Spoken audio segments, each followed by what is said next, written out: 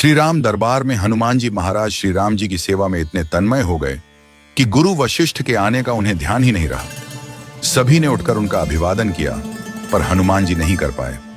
वशिष्ठ जी ने श्री राम जी से कहा, राम, गुरु का भरे दरबार में अभिवादन न करना अपमान है, इसके लिए क्या सजा होनी चाहिए? श्री राम जी ने कहा, गुरुवर आप ही बताइए। वशिष्ठ जी ने कहा, मृत्यु दंड। श्री राम जी ने कहा, स्वीकार है। तब श्री राम जी ने पूछा, गुरुदेव आप बताइए यह अपराध किसने किया है? वशिष्ठ जी ने कहा, मैं बताऊं पर राम, तुम्हारा यह प्रिय है, तुम अपने आप को सजा दोगे पर उसे नहीं दे पाओगे। श्री राम जी ने कहा, गुरुदेव राम के लिए सब समान है। वशिष्ठ जी बोले, नहीं राम, मुझे तुम पर संशय नहीं है, पर मुझे यह संशय है कि दंड पूरी तरह से पूरा हो पाएगा या नहीं। यदि तुम मुझे विश्वास दिलाते हो कि तुम उसे अपने अमोघ बाण से मृत्यु दंड दोगे तो मैं अपराधी का नाम और अपराध बताऊंगा। श्री राम जी ने फिर अपना संकल्प व्यक्त किया। तब वशिष्ठ जी ने कहा, यह अपराध हनुमान जी ने किया है। हनुमान जी ने स्वीकार कर लिया। फिर श्री राम जी ने दरबार में घोषणा की कि कल सायंकाल सरयू के तट पर हनुमान जी को मैं स्वयं अपने अमोघ बाण से मृत्यु दंड दूंगा। हनुमान जी घर गए तो उदासी की स्थिति में उन्हें देख माता अंजनी चकित रह गई। उन्होंने बार बार पूछा, क्या बात है मेरे लाल? महावीर हनुमान जी आज इतने उदास क्यों हो? हनुमान जी ने कहा, माता, अनजाने में यह अपराध हुआ है। आप जानती हैं कि संपूर्ण ब्रह्मांड में मुझे कोई नहीं मार सकता, लेकिन श्री राम के अमोघ बाण से कोई भी नहीं बच सकता।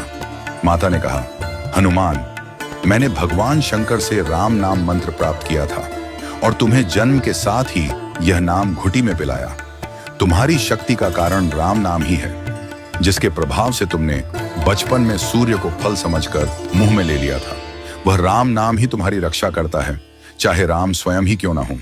राम नाम की शक्ति के सामने राम की शक्ति और उनके अमोघ बाण की शक्तियां महत्वहीन हो जाती हैं। जाओ हनुमान, तुम राम राम का उच्चारण करना आरंभ कर दो। माता के चरण छूकर हनुमान जी सरयू के तट पर राम राम राम रटते हुए पहुंचे।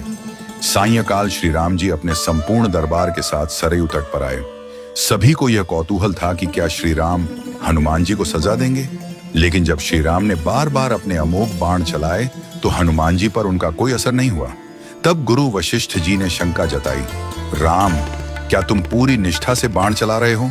श्री राम जी ने कहा, हाँ गुरुदेव, मैं गुरु के प्रति अपराध की सजा देने के लिए अपने बाण चला रहा हूं। इसमें कोई चतुराई नहीं हो सकती।